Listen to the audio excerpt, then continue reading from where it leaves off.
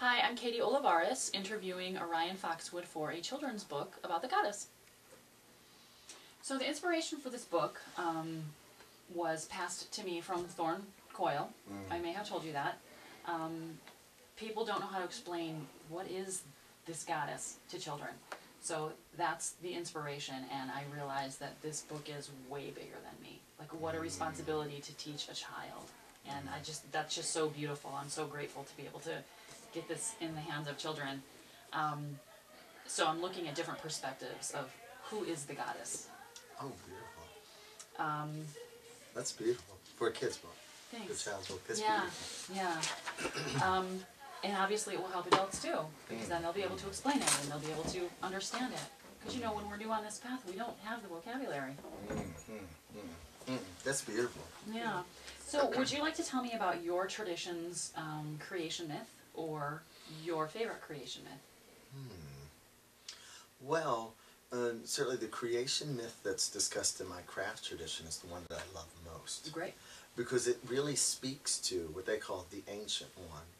And the ancient one, they don't really talk to it as a goddess or god, but they do say it's more feminine in the way we experience feminine, for lack of a better term. I'm sure the goddess doesn't say, "Hi, I'm mom," or "Hi, I'm goddess," but that's how we experience her. But in our creation myth, we have the great mother, the dark mother, the ancient one.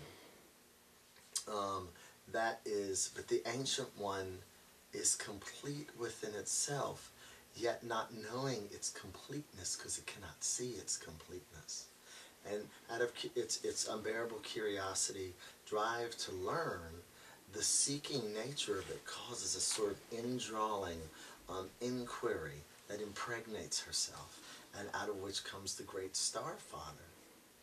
And in the Star Father, she sees the light reflection of her all-embracing, subtle, velvety darkness. And from that love of the two comes all things that we are, all things, the planets, and then the creatures, and then the people, and then everything. And inside of every one of those things is written that epic, according to our faith, and honestly, according to science, and according to observation.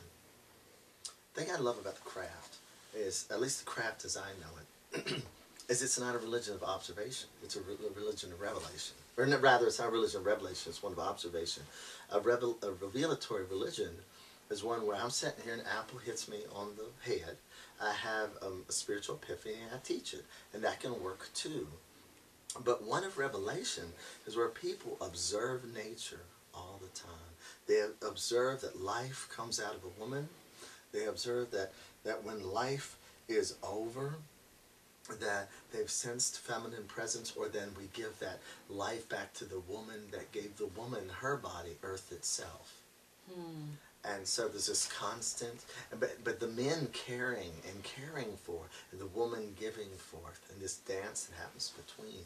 So for me, that ancient myth of how creation comes about, between the great dark mother, the ancient one, and the Star Father, her lover, and then all that comes thereafter is written in everything. I can see it around. It's just not hard for me to see the goddess because I experience her all the time. Nice.